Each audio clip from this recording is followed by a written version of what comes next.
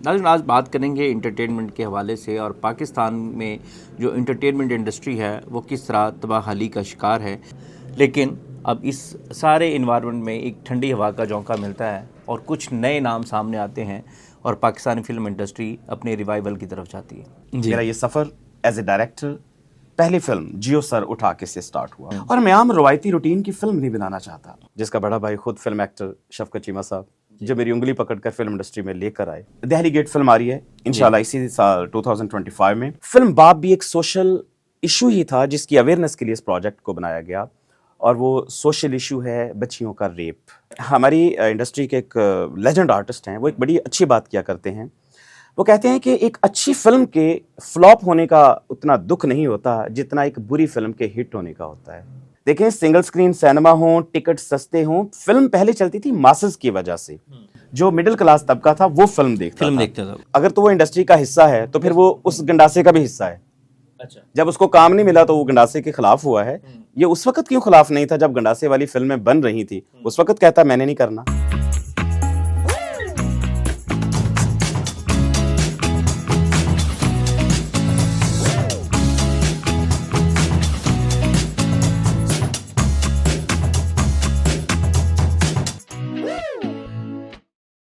बिस्मिल्लाहिर्रहमानिर्रहीम, अस्सलाम वालेकुम। सोच विद मसूद रज़ा में खुश आमदीद। एक नई एपिसोड लेकर आपकी खिदमत में हाजिर हैं।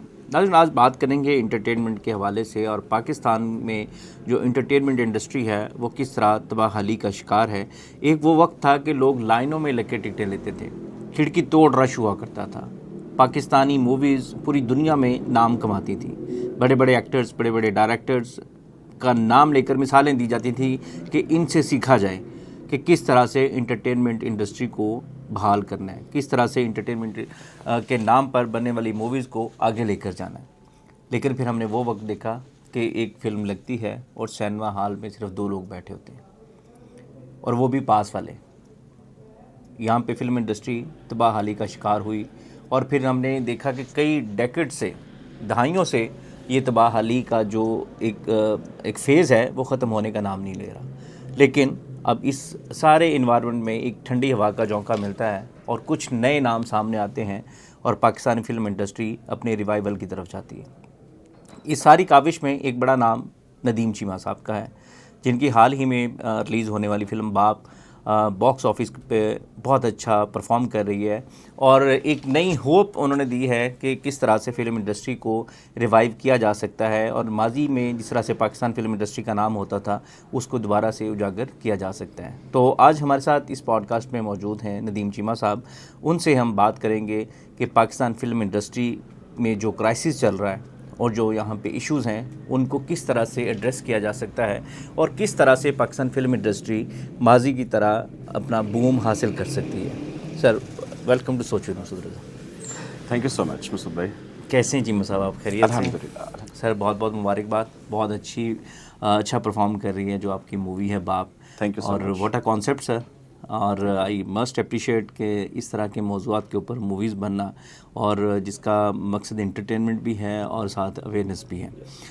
तो सर, मैं आगाज़ करना चाहूँगा आपके जर्नी के हवाले से कि जो फिल्म इंडस्ट्री के हाल हैं, इस सारी सूरत हाल में तो कोई बंदा इसमें एज अ बाय प्रोफेशन तो इस फील्ड में नहीं आना चाहेगा क्योंकि उसको अपना घर भी चलाना है और अपने बच्चों का एक अच्छा मुस्तकबिल भी देना है। तो कैसे आना हुआ है इस इंडस्ट्री में? मसूद साहब, बहुत शुक्रिया। सबसे पहले थैंक यू आपका कि आपने मुझे इनवाइट किया अपने प्रोग्राम में। मसूद भाई, नए लोग तो नहीं आएंगे इस प्रोफेशन में जी, चूँकि बिजनेस फिल्म इंडस्ट्री का है वो बिल्कुल ज़ीरो है। बिल्कुल ऐसे। लेकिन हमारी मजबूरी ये है, जैसे एक जिंदा इंसान के जिस्म में खून दौड़ता है ना जी, हमारी रगों में फिल्म का जुनून दौड़ता है।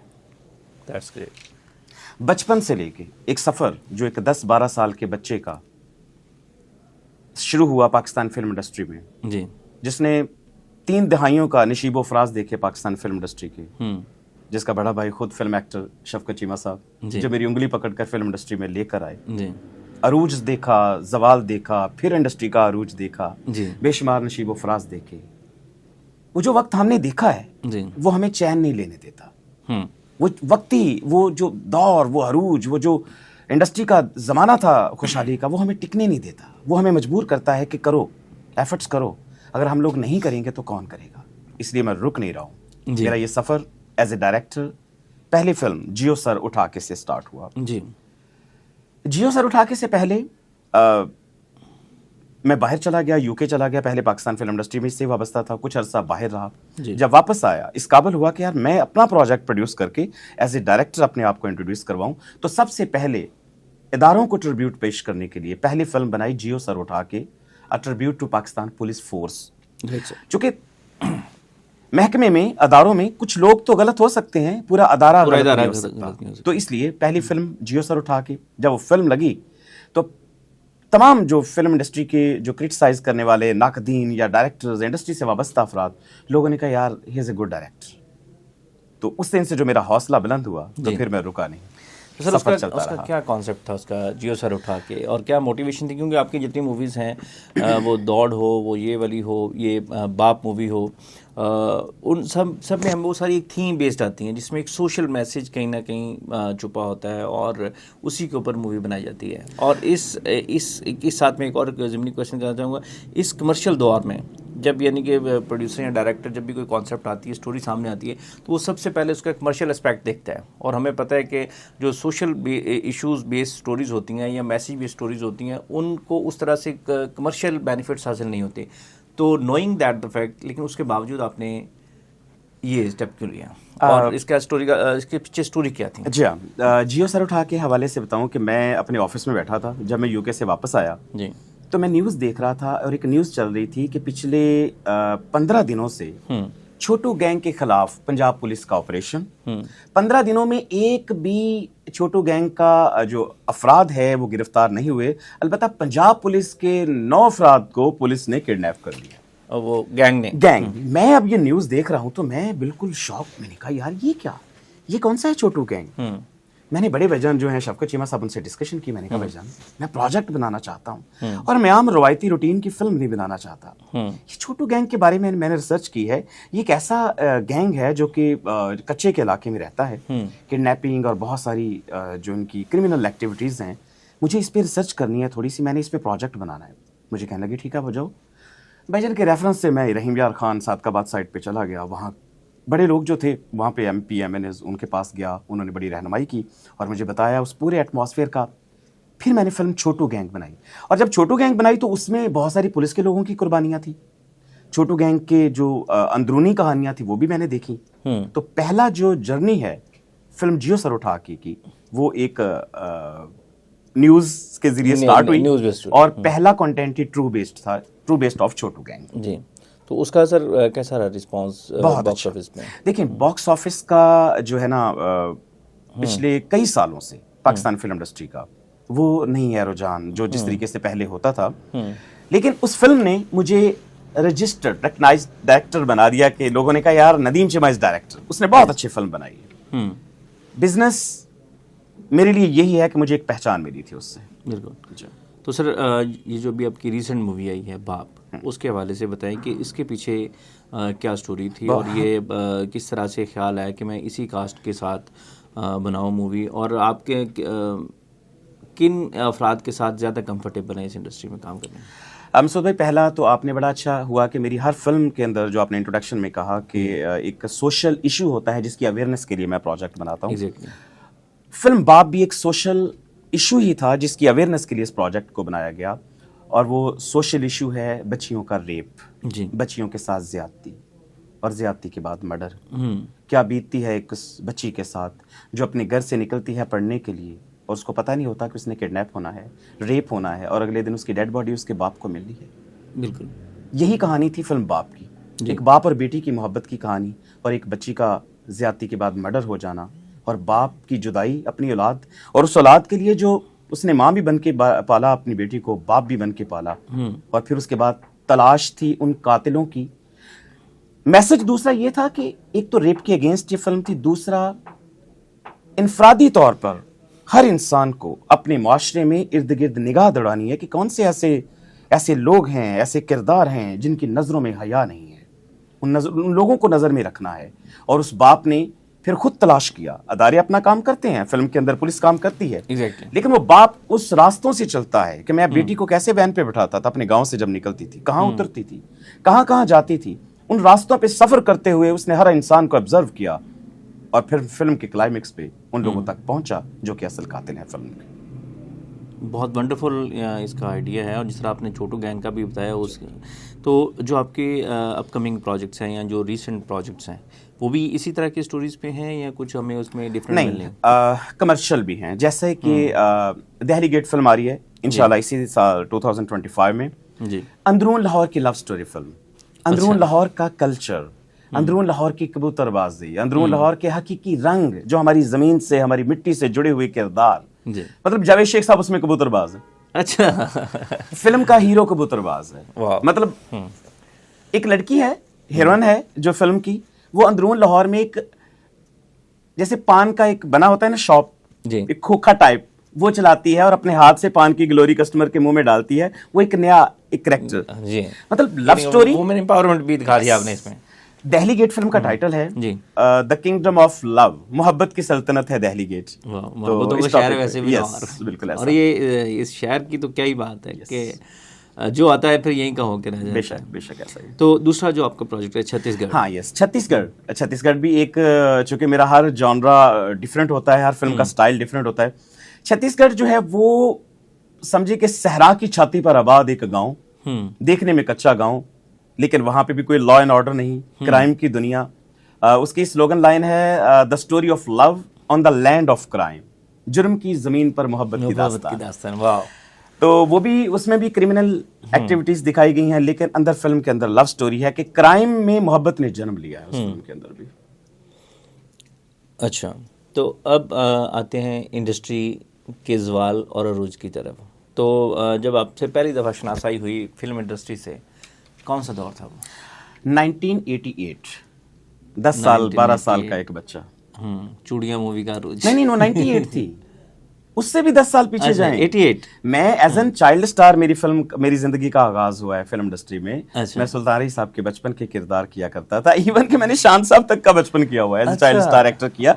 मतलब चाइल्ड स्टार इतना भी था नहीं, मतलब 1996, 97, 98 में कुछ मूवीज आई, जगमाही थी, परदेसी में, उसमें मैं शान साहब का चाइल्ड स्टार कर रहा हूँ, लेकिन वो एक्शन वाला किरदार होता था। ठीक है। उसके बाद चूंकि इंडस्ट्री से शफकत भाई जो थे, शफकत चीमा साहब, उनकी सारी मैं मैनेजमेंट साथ करता था, मैं उनको देखता था काम करते हुए। डेली 4-4, 5-5, 6-6 मूवीज की शूटिंग करनी, अरूज का जमाना था। पाकिस्तान के हर डायरेक्टर को ऑब्जर्व किया काम करते हुए, देखा हर डायरेक्टर। मेरी जब आप मूवीज देखते हैं तो उसमें पाकिस्तान के हर डायरेक्टर का स्टाइल आपको मिलेगा। उसका रीजन ये है कि मैंने सईद नूर साहब को काम करते देखा, हसन अस्करी साहब को काम करते देखा, मसूद भट्ट साहब को देखा, मैडम संगीता, शहजाद रफीक साहब, फैसल बुखारी साहब, और बड़े बड़े डायरेक्टर्स जितने इंडस्ट्री के थे, और तमाम लोगों को ऑब्जर्व करके तमाम के स्टाइल को नोट किया और उसमें अपना रंग डाला जब, तो फिर एक डिफरेंट स्क्रीन सामने, वो एक नया अमलगम बना उसका। और वो फिर वो नज़र भी आता है स्क्रीन के ऊपर। तो सर आपने इसका रूज देखा जब सुल्तान राय साहब का दौर था, उसके बाद हमने देखा कि जब सैयद नूर साहब की जो मूवीज़ आई पहले वो चूड़ियाँ की, आप नहीं 94 से नूर साहब का कसम फिल्म से आगाज हुआ जी। कसम के बाद संगम, जीवा पहले लग गई, कसम के बाद जीवा लग गई, फिर संगम लग गई। तो नूर साहब ने उर्दू फिल्म का कई फिल्में ऐसी उनके आई कि जिन्होंने एक अरूज दिया पूरा। और मैं उस दिन मैं कहीं पढ़ रहा था कि चूड़ियाँ एक ऐसी फिल्म थी जो 20 साल तक वो नहीं उतरी सिनेमा में, डिफरेंट सिनेमा घरों में वो चलती रही, उसकी जो रिलीज़ होती रही वो। जी ऐसे। तो सर इतना अरूज के बाद आप क्या समझते हैं कि बीइंग डायरेक्टर के भी क्या वो कौन कौन से मुहर्रिकात थे, वो कौन कौन सी वजूहात थी जिनकी वजह बनी इस डिक्लाइन की, कि अब सिनेमा घर, यानी कि आप कई देख लें सिनेमाज, मैं देखता हूँ कि किसी जगह पे गाड़ियों का शोरूम खुल गया है, किसी जगह पे कोई रेस्टोरेंट खुल गया है।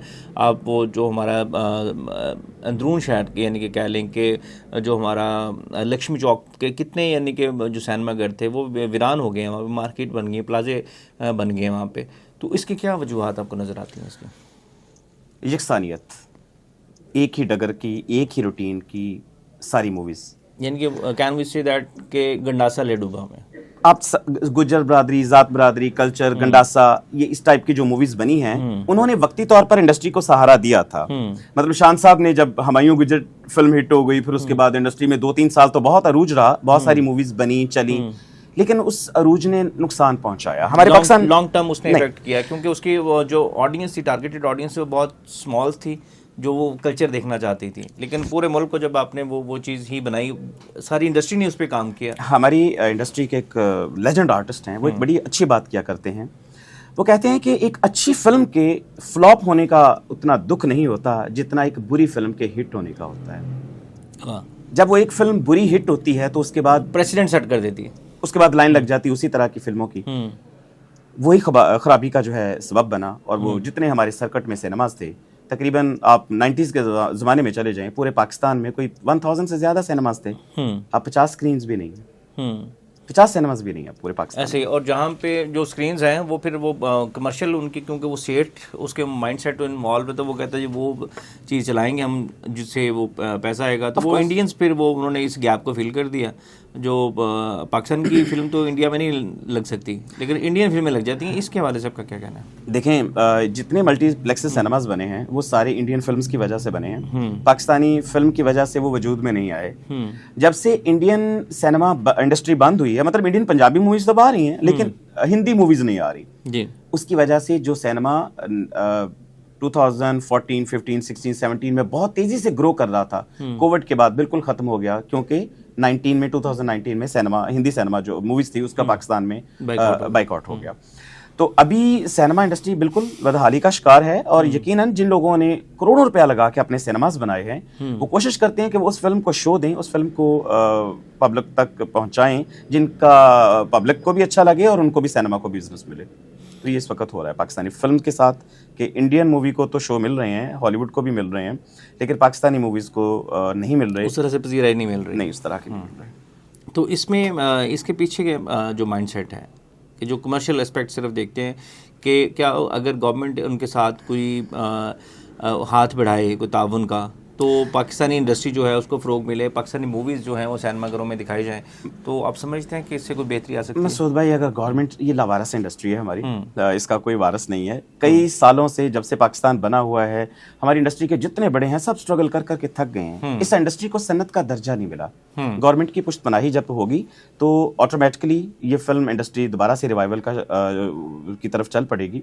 और इसके लिए होना चाहिए कि पाकिस्तान के हर शहर में सिंगल स्क्रीन सिनेमा का अगर आगाज कर दिया जाए, गवर्नमेंट अगर सपोर्ट करे, प्रोड्यूसर्स मूवीज बना लेंगे, उनको आगे नजर कुछ नहीं आता कि फिल्म लगाने का। पाकिस्तान के जितने शहर हैं, हर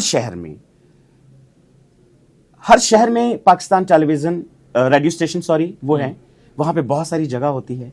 अगर गवर्नमेंट चाहे तो हर शहर में एक सिंगल स्क्रीन सिनेमा जो है वो बन सकते हैं, हर शहर में बने। ये माजी में था भी, नहीं वो तो प्राइवेट थे ना, वो प्राइवेट थे, वो बहुत सारे लोगों के। अभी भी अगर पाकिस्तान के अगर 20 छोटे बड़े, अगर इसको अगर गवर्नमेंट इस लेवल पे नहीं कर सकती, लेकिन उनको अगर इतना फैसिलिटेट कर दिया जाए, कोई सब्सिडाइज करके, कि भी प्राइवेट जो काम करना चाहते हैं अगर उनको फैसिलिटेट किया जाए, तो उससे भी बेहतरी के इम्कान है। नहीं, बिल्कुल हो सकते हैं। आज के दौर में इलेक्ट्रिसिटी इतनी महंगी है कि सिनेमाज मालकान कहते हैं लाखों रुपए का सिर्फ बिल आता है और ऑडियंस नहीं आती सिनेमा में, फुटफॉल नहीं है, वो लोगों का रुझान नहीं है। देखें, सिंगल स्क्रीन सिनेमा हो, टिकट सस्ते हो, फिल्म पहले चलती थी मासेस की वजह से, जो मिडिल क्लास तबका था वो फिल्म देखता था। अब एलीट क्लास है। अब एलीट क्लास पाकिस्तानी मूवी इसलिए नहीं देखती क्योंकि हमारी फिल्म का मुकाबला नहीं है बॉलीवुड के साथ, हमारी फिल्म का मुकाबला नहीं है हॉलीवुड के साथ। हमारा बजट उनके 5% भी नहीं है बिल्कुल हिंदी फिल्म के मुकाबले, और लोग सोचते हैं कि हम मुकाबला करें हिंदी फिल्म का, मुमकिन नहीं है। इस वजह से इंडस्ट्री का, जब ये सारी तबाहली हो रही थी तो हमारा सेंसर बोर्ड कहाँ था? कोई, यानी कि इसके हवाले से कोई हुकूमती बॉडी ऐसी नहीं थी कि जो एक चेक लगा सकती, इसके ऊपर कंट्रोल लगा सकती? देखिए, सेंसर बोर्ड उस वक्त,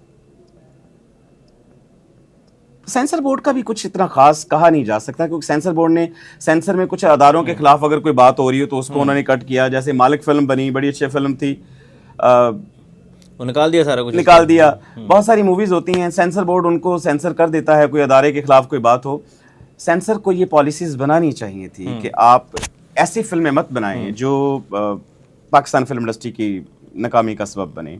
वो होना चाहिए तो था जब सेंसर सारा बोर्ड सारा में। उसका क्रक्स निकाल देंगे तो पीछे बचेगा क्या? बिल्कुल ऐसा ही। आजकल सिनेमा इंडस्ट्री की तबाही की एक और फैक्टर भी है जो मुझे लगता है कि लोग जाके देखना मूवी पसंद नहीं करते, क्योंकि अब बहुत ही एलीट काम जो है वो हमें नेटफ्लिक्स पे मिल जाता है, हमें अमेज़ॉन प्राइम पे मिल जाता है, या जितने भी और इस तरह के प्लेटफॉर्म्स हैं। तो पाकिस्तानी इंडस्ट्री इस लेवल पे क्यों नहीं जा सकी कि वो नेटफ्लिक्स पे अपनी इंडिया की जो मूवी आती है वो थोड़े दिन बाद वो नेटफ्लिक्स पे आ जाती है? पाकिस्तानी मूवीज़ क्यों नहीं? सर मैंने आपसे यही गुजारिश की है कि हमारा जब बजट होगा ना उस लेवल का, नेटफ्लिक्स पे वो चीज़ जाती है जो कि फिल्म होती है लार्ज देन लाइफ, जो जिंदगी में हकीकी नहीं होता वो फिल्म होती है। और उस कैनवस की फिल्म बनाने के लिए जो नेटफ्लिक्स पे जाए उसके लिए बहुत बजट चाहिए। दूसरे नंबर पे पाकिस्तान भी कोई नेटफ्लिक्स का या अमेज़ॉन प्राइम का कोई ऑफिस नहीं है, कोई उनको हम पिच नहीं कर सकते, कोई तरीकाकार नहीं है। हिंदी मूवीज जितनी बनती हैं उनके पास सबसे बड़ी ऑप्शन नेटफ्लिक्स होती है। वहां से वो अपने प्रोजेक्ट को, अपने कहानी को अप्रूव करवाते हैं, प्रोडक्शन करते हैं, उनको पता है नेटफ्लिक्स से अमेज़ॉन से हमें पेमेंट आ जाएगी। पाकिस्तानी रसाई नहीं है वहां तक किसी भी तरीके से। तो आप क्या समझते हैं कि अमेज़ॉन को पिच करने के लिए हमारे पास क्या क्या किस चीज़ की कमी है? हमारे पास रिसोर्सेज की कमी है, क्योंकि अगर यहाँ स्क्रिप्ट की कमी है, लोकेशन की कमी है, आप क्या समझते हैं कि कौन कौन से फैक्टर्स हमारे पास नहीं है? हमारे पास रिसोर्सेज की कमी है। स्क्रिप्ट, कंटेंट, अब बाप का कंटेंट बहुत अच्छा था, लेकिन अगर हम लोग इसको अमेज़ॉन को पिच करते तो हमें उस क्वालिटी का प्रोडक्ट उनको बना के देना पड़ता है। प्रॉपर वो साउंड डिजाइनिंग मांगते हैं। जैसा कि हम लोगों ने फिल्म बनाई बाप, उसकी पोस्ट प्रोडक्शन हमने लोकल लाहौर में की। अब वो उस अंदाज की नहीं कर सकते। लाइक जैसे बॉलीवुड में, हॉलीवुड में इंडियंस मूवी जितनी है वो जिस तरह की अंदाज की पोस्ट प्रोडक्शन है, colour grading, sound designing, background music, हम लोग बहुत सारी चीज़ों में कंप्रोमाइज़ कर रहे हैं। अच्छा, इसमें जो अमेज़ॉन जो उनकी प्रोडक्ट्स होती हैं तो वो सिर्फ प्री बजट नहीं करते उसकी, तो बाद में करते हैं? नहीं, प्री बजट तो होती है, हर प्रोजेक्ट की होती है, चाहे यहाँ पे भी हो। मतलब हम लोग जब देखते हैं कि यार हमारी फिल्म पाकिस्तान में ही सिर्फ लगनी है और पाकिस्तान की सिनेमा स्क्रीन्स हैं 50, हमें पता है यार सिर्फ 5 शहरों में फिल्म जानी है और वो भी अच्छी ना गई तो सिनेमा ने तो अगला शो भी नहीं चलाना। तो हम लोग ऑलरेडी अपने बजट को बड़ा महदूद, यानी कि रिजल्ट से पहले यानी हम खुद ही यानी कि यस सर कर लेते हैं कि भी इसको उस लेवल पे लेके नहीं जाना। सर बिल्कुल, अगर हम लेके जाएंगे तो वो आप मुकम्मल लॉस में जाएंगे। अच्छा नदीम भाई, एक और चीज़ जो मुझे लगता है कि बहुत गैप है कि पाकिस्तान में जो कह लें कि बाय चांस कोई डायरेक्टर या प्रोड्यूसर बन जाए तो बन जाए, लेकिन बाकायदा एज अ करियर के तौर पर इसको अडॉप्ट उस तरह से नहीं किया जाता। इंडिया के अंदर देखें कि इतने फिल्म एंड टीवी के जो कॉलेजेस हैं, इवन के वहाँ पे आप किसी भी बड़े बड़े एक्टर्स जो हैं, डायरेक्टर्स जो हैं, तो वो पहले इस फेज से गुजरते हैं। अभी विकी कौशल की एग्जांपल आप ले लें कि विकी कौशल जो है वो बाकायदा उसने 8-10 साल वो डिफरेंट कॉलेजेस में पढ़ता रहा है, डायरेक्शन पढ़ता रहा है, फिर असिस्टेंट डायरेक्टर बना, फिर वो आगे फिर वो एक्टिंग की तरफ आया। यहाँ पे थोड़ा सा यानी कि एक्सपोजर जिसको मिलता है तो वो कहता है जी कि मैं तो हीरो बनूंगा। तो इस चीज़ को आप किस तरह से देखते हैं कि इसमें हमारे इदारों की नाकामी है, या हम लोगों को उस तरह से इसको एज अ करियर के तौर पर हम प्रेजेंट नहीं कर सके नई नस्ल के सामने? पहले ऐसा था कि पाकिस्तान में कोई अदारा नहीं था, बाकायदा से कोई इंस्टीट्यूट नहीं थे कि जहाँ से फिल्म मेकिंग पढ़ के लोग इस इंडस्ट्री को ज्वाइन करें। लेकिन अब NCA हो, यूनिवर्सिटी ऑफ लाहौर हो, लोग मैस कम्युनिकेशन फिल्म पढ़ के अब आ रहे हैं इस अदारे की तरफ। रास्ते वो मुख्तलिफ चुन लेते हैं, कोई मीडिया की तरफ चला जाता है, कोई टेलीविजन का रुख कर लेता है, कुछ डिफरेंट साइट्स पे। लेकिन अब लोग फिल्म पढ़ के एज एन एक्टर भी, पहले था कि हमारे पास कोई एकेडमीज नहीं थी, कोई एक्टिंग के इंस्टीट्यूट्स नहीं थे जैसे इंडिया में है, लेकिन अभी फिल्म लोग पढ़ रहे हैं। दूसरा यह है कि पाकिस्तान में एकेडमीज नहीं है उस तरह जैसे इंडिया में है। बच्चे, लड़कियां, लड़के, स्टूडेंट्स वहाँ जाते हैं, एक्टिंग सीखते हैं, और वहाँ के जो डायरेक्टर्स होते हैं, वहाँ पे जो भी प्रोडक्शंस अपना कोई भी प्रोजेक्ट स्टार्ट करते हैं, वो उन एकेडमी से नए लोगों को लेते हैं, उनका ऑडिशन करते हैं, अपने कैरेक्टर के हिसाब से आर्टिस्टों को सिलेक्ट करते हैं और उनको इंट्रोड्यूस करवाते हैं। पाकिस्तान में ऐसी कोई एकेडमी नहीं है जहाँ पे एक्टिंग पढ़ाई जाए, एक्टिंग सिखाई जाए। इसी तरीके से कॉलेजेस, यूनिवर्सिटी में मैस कम्युनिकेशन तो पढ़ाया जा रहा है, फिल्म पढ़ाई जा रही है, लेकिन उसके अलावा भी कोई एकेडमीज, कुछ ऐसी चीज़ें होनी चाहिए जहाँ पे डायरेक्शन, फिल्म के हवाले से, सिनेमाटोग्राफी के हवाले से, लाइटिंग के हवाले से, बाकी जो पोस्ट प्रोडक्शंस, प्री प्रोडक्शंस, इस हवाले से वो चीज़ें बाकायदा से सीख कर लोग अभी आ नहीं रहे। और इसके अलावा जो है हमारी जो सबसे बड़ी, आपने जैसे सवाल किया कि हमारी फिल्म नेटफ्लिक्स पे, अमेजोन पे या इंटरनेशनल मार्केट में उस तरह नहीं जा रही, अगर गवर्नमेंट सपोर्ट करे, जैसे आपने कहा है कि चलिए हम सिनेमाज उस लेवल तक अगर गवर्नमेंट नहीं सपोर्ट कर सकती, हमें ऐसी लेबोरेटरीज, ऐसी टेक्निकली इक्विपमेंट्स प्रोवाइड कर दे गवर्नमेंट, जहाँ पे एक अच्छी पोस्ट प्रोडक्शन हो सके, साउंड डिजाइनिंग अच्छा हो सके, हमारे पास अच्छे कैमराज हों, अच्छी लाइट्स हों, वो इंटरनेशनल स्टैंडर्ड का इक्विपमेंट्स हो, जो गवर्नमेंट पे हमें मिले, हमें वो सपोर्ट मिले। वो चाहे हमें जब फिल्म रिलीज हो जाए उसके बाद वो गवर्नमेंट को साथ साथ जब फिल्म का शेयर आए, बिजनेस करे फिल्म, तो गवर्नमेंट को हम वापस भी करें। और बाय द वे अगर ऐसा ना हो, फिल्म बिजनेस नहीं करती, तो प्रोड्यूसर को ये ना हो कि अब हमने कैसे पैसे देने हैं, गवर्नमेंट को वापस कैसा देना है, वो जो कर्ज मिले या हमें जो फैसिलिटीज के एवज जो हमने उनको पेमेंट देनी है। तो इस तरह की अगर सपोर्ट हो तो इंडस्ट्री दोबारा से रिवाइवल हो सकती है। सर, अगर बिजनेस की बात की जाए तो बिजनेस का मॉडल क्या होता है? मैं ये समझना चाह रहा हूँ कि एक प्रोड्यूसर ने फिल्म बनाई और उसने सिनेमा को दे दी, सिनेमा ने टिकट बेचा और उसको रेवेन्यू आ गया, तो इस पे ये किस तरह से, इसका मॉडल क्या होता है? परसेंटेज किस तरह से डिवाइड होती है, किस तरह से पैसे आते हैं डायरेक्टर को? ये तो अंदर की बातें भी आप पूछ रहे हैं अब। Obviously sir. मसूद भाई, ये फिल्म का जो बिजनेस है अभी पहले ऐसा नहीं था। अगर हम 20 साल पीछे जाते हैं तो पहले ये होता था कि हर प्रोड्यूसर का एक अपना डिस्ट्रीब्यूटर ऑफिस होता था। जब वो फिल्म बनाता था तो पूरे पंजाब से जितने सर्किट के सिनेमास के लोग थे वो उस प्रोड्यूसर से आके फिल्म अपने शहर के लिए बुक करते थे, और जिस दिन फिल्म फ्राइडे को लगनी थी, थर्सडे की नाइट को हर शहर के आदमी ने अपना, जिसने फिल्म ली होती थी, अपना प्रिंट लेके जाना और टेबल पे पेमेंट दे के चले जाना प्रोड्यूसर को, और प्रोड्यूसर फिल्म रिलीज से पहले अपना पैसा रिकवर कर चुका होता था। ये आज से 20 साल 25 साल पीछे की बातें। आज का जो है, हम पल्ले से फिल्म बनाते हैं, उसके बाद डिस्ट्रीब्यूटर की मिन्नतें करते हैं, जनाब इसको रिलीज करें। डिस्ट्रीब्यूटर जब रिलीज करता है तो फिल्म जाती है सिनेमाज में, फिर सिनेमा वालों की भी मिन्नतें करनी पड़ती हैं, भजन शो दे देना प्लीज, और शो अगर मिल जाए तो 50% सिनेमा का, 50% प्रोड्यूसर का, और प्रोड्यूसर के 50% में से डिस्ट्रीब्यूटर की कमीशन अलग। अच्छा, ये सिनेरियो है। बस एंड ऑफ डे खाली हाथ करके हमें वापस जाना पड़ता है। लेकिन क्या करें? मैं सोच रहा हूँ कि अगर 50% वो ले लेगा जिसने सिर्फ उसको डिस्प्ले करना है, बिल्कुल ऐसा हो रहा है, तो पीछे प्रोड्यूसर के पास क्या बचेगा? फिर वो कास्ट को पैसा देना। प्रोड्यूसर ने फिल्म बनाने के बाद पब्लिसिटी भी खुद करनी है, पब्लिसिटी पे पैसा भी प्रोड्यूसर का लगना है, प्रमोशन भी खुद करनी है सारी, और डिस्ट्रीब्यूटर ने सिर्फ डिस्ट्रीब्यूट करने का कमीशन लेना है, सिनेमा ने फिल्म डिस्प्ले का 50% ले लेना है। तो सर, इसमें जिस तरह से हम, यानी कि टीवी में जब हम कोई प्रोग्राम प्रोड्यूस करते हैं तो उसमें स्पॉन्सर मिल जाता है हमें, तो क्या फिल्म में भी स्पॉन्सरशिप मिलती है? देखिए, लाहौर इंडस्ट्री को तो नहीं मिलती। कराची में चूंकि बड़े नाम हैं, बड़े लोग हैं, और वो भी जो स्टैब्लिश अदारे हैं, अच्छी कास्ट, अच्छे आर्टिस्ट जिनके अच्छे अदारे हैं, उनको मिल जाता है स्पॉन्सर। लेकिन लाहौर की इंडस्ट्री को नहीं मिल रहा। लाहौर की फिल्म को स्पॉन्सर, लाहौर की इंडस्ट्री का अगर नाम लें तो सबसे महंगा आर्टिस्ट कौन है यहाँ पे? या पाकिस्तान इंडस्ट्री का नाम ले लें तो हमारे जो आखिरी सुपरस्टार अगर रह गए हैं ना, तो वो शान साहब हैं। देखिए, मोहम्मद राना साहब भी सुपरस्टार हैं जी, लेकिन शान साहब की वर्थ बहुत ऊपर है। शान साहब अगर आज इंडस्ट्री को सहारा देना चाहे ना, शान साहब का बजट कम से कम, उनकी जो फीस है वो कम से कम 1 करोड़ रुपए है।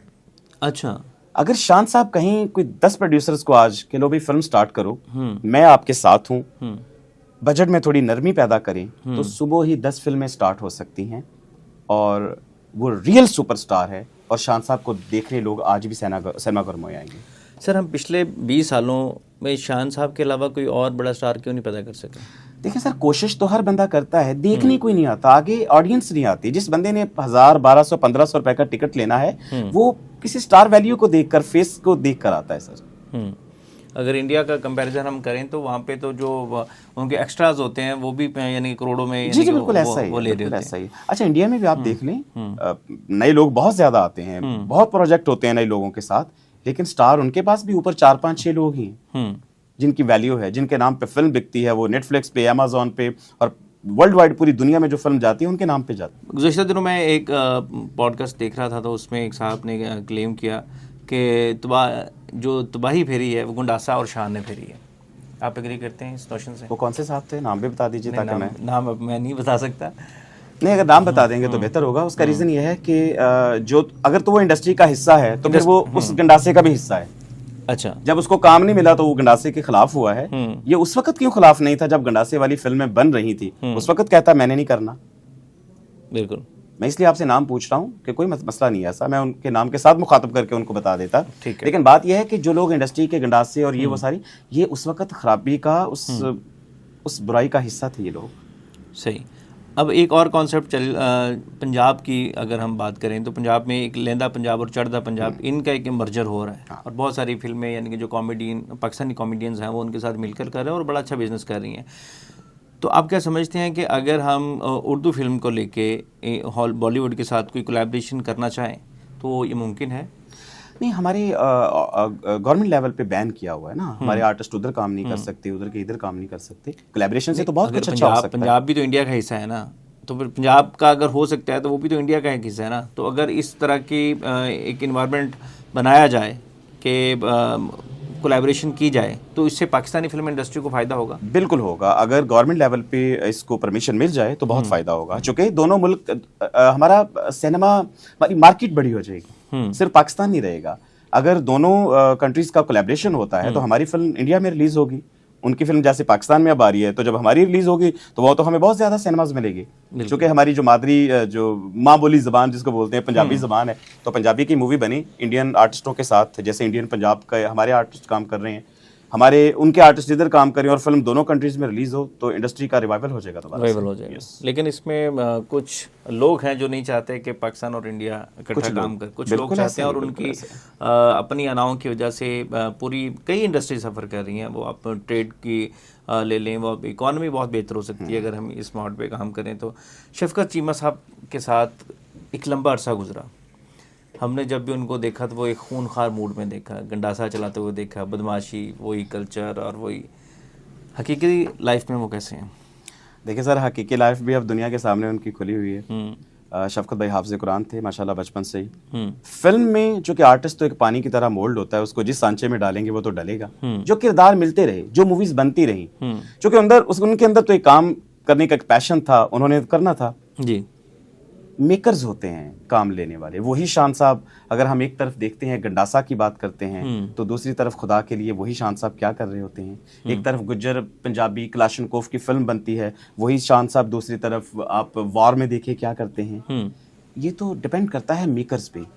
जो इंडस्ट्री में पुराने मेकर्स ने जो काम किया उस जमाने में, गंडासा, बदमाशी, गुज्जर क्लाशनकोफ, इस कल्चर पे अगर वो उस तरह का ना होता, डिफरेंट सब्जेक्ट्स पे काम होता, बॉलीवुड के लेवल का काम होता। बॉलीवुड का कहना इसलिए जरूरी है कि वो हमसे बहुत अच्छा कर रहे हैं, हम उनको देख रहे हैं, हम उनको ही सीख रहे हैं। मैं ऑनेस्टली बताऊं तो शायद मेरी इस बात पे बहुत सारे लोगों को इतराज करे कि हम क्यों कह रहे हैं कि बॉलीवुड। नहीं, वो तो सर इसमें तो वो आप आंखें बंद कर सकते हैं ना, बिल्कुल जो एक हकीकत है वो मानना पड़ेगा। हमारे कुछ बड़ों ने खराबी पैदा की है, इंडस्ट्री को खराब करने में उनका हाथ है। जहां पे कुछ बड़ों ने बहुत सिनेमा के लिए किया है, सईद नूर साहब ने किया, अस्करी साहब ने, हसन अस्करी साहब हमारे बड़े डायरेक्टर हैं, शहजाद रफीक साहब ने अच्छा काम किया, फैसल बुखारी साहब ने अच्छी मूवीज बनाई, बहुत सारे डायरेक्टर्स ने ऐसी मूवीज बनाई जिनकी फिल्में तो हिट हुई, लेकिन वो फिल्म में हिट होने के साथ साथ ऑडियंस दूर होती गई, सईद नूर साहब को आप किन बड़ों में शामिल करते हैं? वो तबाही करने वालों में? नहीं, इंडस्ट्री में सैयद नूर साहब ही तो बहुत वर्सटाइल डायरेक्टर थे। 1994 में उनका जो सफर फिल्मी एज ए डायरेक्टर स्टार्ट हुआ, तो कसम खूबसूरत फिल्म, जीवा खूबसूरत फिल्म, हवाएं, मेहंदी वाले हाथ, चूड़ियां, मजाजन, बेशुमार मूवीज, शानदार मूवीज। और वो उन्हीं का ही ये है स्टाइल है कि उनकी हर फिल्म, हर कंटेंट, हर कहानी नई। मैं उनका स्टूडेंट हूँ बकायदा से, सईद नूर साहब का मेरे टीचर हैं। एक लंबा अरसा हो गया, वो क्यों, वो गायब कहाँ हैं? नहीं, वो सब गायब नहीं हुए।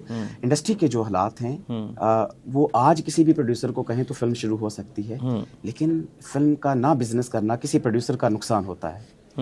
मतलब मेरे बहुत सारे दोस्त ऐसे हैं जो कारोबारी दोस्त हैं, कहते हैं नदीम भाई हमें बताइए, हम फिल्म बनाते हैं, वापस क्या आएगा? हम उसको कोई जवाब नहीं दे सकते कि वापस कुछ आएगा कि नहीं।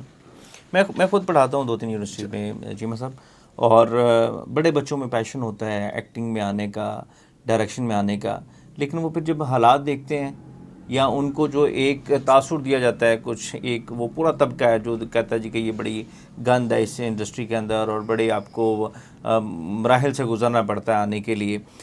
ऐसे बच्चों के लिए जो यंगस्टर्स हैं जो इस इंडस्ट्री में आना चाहते हैं, वो बिहाइंड द स्क्रीन हो या ऑन स्क्रीन हो, आप क्या उनको मशवरा देंगे? देखिए, क्या ऐसा पैगाम कुछ नहीं है। कोई ज़माना ऐसा था जब नेगेटिव का दौर था, फीते का दौर था। आपको फिल्म नेगेटिव पे शूट करना होती थी, स्टूडियो के अंदर आप सारी अपनी प्रोडक्शन करते थे, वहीं पे लेबॉर्ट्रीज, वहीं पे सिनेमा हॉल, वहीं पे मिक्सिंग। अब ऐसा कुछ नहीं है। हर वो बच्चा जिसके अंदर पैशन है, एक अच्छा कंटेंट क्रिएट करे, एक अच्छी कहानी का इंतखाब करे, कैमरा ले, कुछ आर्टिस्ट जिनकी कुछ पहचान हो उनको ले और फिल्म बनाए। क्योंकि मैं इसी तरह कर रहा हूं। मेरा एक अपना अदारा है नदीम चीमा फिल्म्स के नाम का। जरूरी नहीं है कि आप उस लेवल का ही इक्विपमेंट हायर करें, बड़े कैमरास लें। आप किसी भी 4K कैमरा पे आप फिल्म बना सकते हैं। मेरा पैगाम उन स्टूडेंट्स को है जो कुछ करना चाहते हैं वो करें, वो डरे ना। ऐसा 0 बजट में बन जाती हैं इस फिल्में। सोशल मीडिया कितना अहम रोल सोशल मीडिया अपना कितना किरदार अदा कर सकता है इस फिल्म इंडस्ट्री को दोबारा से रिवाइव करने में? हाय, सोशल मीडिया ने तो फिल्म इंडस्ट्री खत्म की है। वो किरदार नहीं अदा कर सकता। उसका रीजन यह है, हर आदमी के हाथ में मोबाइल है और उस मोबाइल पे हजारों ऑप्शन है उसके सामने। एक बंदा वेला बैठा हो ना तो 5 घंटे वो सिर्फ मोबाइल को ही देखता रहे तो वो बोर नहीं होगा। और दूसरा, जब से सोशल मीडिया आया है, इंडस्ट्री चाहे वो हमारी पाकिस्तान की हो या हमसाया ममालिक की इंडस्ट्री, तब से ज्यादा जो है वो बदहाली का शिकार हुई। आप नहीं समझते कि सोशल मीडिया ने जो बहुत सारे इसमें हर्डल्स थी किसी के अपना टैलेंट शो करने में, वो ख़त्म कर दिए? अब जिसके पास कोई टैलेंट है वो एक्टिंग का, वो अपना कैमरा लगाए, एक्टिंग करे और वो सोशल मीडिया पर डाल दे। सोशल मीडिया डायरेक्शन भी इसी तरह से है, प्रोडक्शन भी इसी तरह से है कि जो आप मर्जी आप बना लें। अगर सिनेमा आपको जगह नहीं दे रहा, आप सोशल मीडिया पे उसको रिलीज़ कर सकते हैं। यूट्यूब एक अच्छा प्लेटफॉर्म है। ये तो बहुत अच्छा है। देखिए, मैं जहाँ फिल्म का डायरेक्टर हूँ, मैं फिल्म्स के लिए, सिनेमा के लिए काम कर रहा हूँ, मैं सोशल मीडिया के लिए भी कर रहा हूँ। इसलिए कि जो लोग मेरा काम देखना चाहते हैं और सिनेमा तक नहीं जा सकते, मैं उनके लिए, अब मैं वेब सीरीज बना रहा हूँ, मैं शॉर्ट मूवीज बना रहा हूँ। उसका मेरा एक हुआ कि मैंने 2024 में पिछले साल एक फिल्म बनाई, हलफ, पंजाब पुलिस के कोलैबोरेशन से। आईजी साहब ने ऑर्डर लगाया कि जी पंजाब पुलिस के ऊपर फिल्म बनानी है। मैंने जब हलफ फिल्म बनाई और उसको अपना एक नया पेज बना के नदीम चीमा फिल्म्स के नाम पे यूट्यूब पे उसको अपलोड किया, तो वो मिलियंस में, चंद महीनों में बिलियंस में व्यूज गए। और उसने मुझे इतना अच्छा बिजनेस दिया कि मैंने उनके पैसों से अगली फिल्म बना दी। तो ये है कि यूट्यूब इस वक्त बहुत अच्छा प्लेटफॉर्म है। जो मेकर, जो नए लोग काम करना चाहते हैं वो करें। नए नए आइडियाज हैं, नए नए कंटेंट हैं, नई नई चीजें लेकर आएं और बाकायदा से proper lighting, proper camera work, proper उसकी पोस्ट प्रोडक्शन करके लेकर आएं। और जो ही आप यूट्यूब पर अपलोड करते हैं, यूट्यूब को पता चल जाता है कि ये क्वालिटी क्या है इस प्रोडक्शन की। बीइंग ए डायरेक्टर, अगर हम मिनिमम बजट में जाएं तो क्या आप इस बात से एग्री करते हैं कि एक अगर आपके पास एक गिम्बल हो तो आप पूरी फिल्म शूट कर सकते हैं? बिल्कुल कर सकते हैं। मैंने की है बाप फिल्म। एक टाइटल मोहम्मद राना साहब, कालाबाग डैम की लोकेशन, क्रू के 4 मेंबरान, एक कैमरामैन, एक डायरेक्टर, एक असिस्टेंट, एक स्पॉट बॉय, और हम लोगों ने पूरी फिल्म खत्म की बाप। और सारी गिम्बल पे शूट की। सर, ये ऐसा होता है, आपके पास गिम्बल है, आपके पास कैमरा है, आप एक कमरे के अंदर 1 घंटे ऑडियंस को बैठा के एक मैं हॉलीवुड की फिल्म देख रहा था। एक कैदी जिसको सजाए मौत होने वाली है और उसकी जिंदगी रह गई है पिछले 4 दिन या 5 दिन। 5 दिन बाद उसको सजाए मौत होनी है। अब 5 दिन उसने उस काल कोठरी में गुजारने हैं और डायरेक्टर ने 1 घंटा हिलने नहीं दिया एक किरदार के साथ कि एक काकरोच उस काल कोठरी के अंदर आ गया है। अब उससे वो बातें कर रहा है, बंदा उसको अपनी जिंदगी का हाल सुना रहा है, अपनी जिंदगी माजी गुजरी सुना रहा है, उससे बातें कर रहा है। और 1 घंटा तक एक डायरेक्टर ने 1 घंटे की फिल्म बना के एक काकरोच और एक उस इंसान को हीरो दिखा दिया। सर, सब कुछ हो सकता है।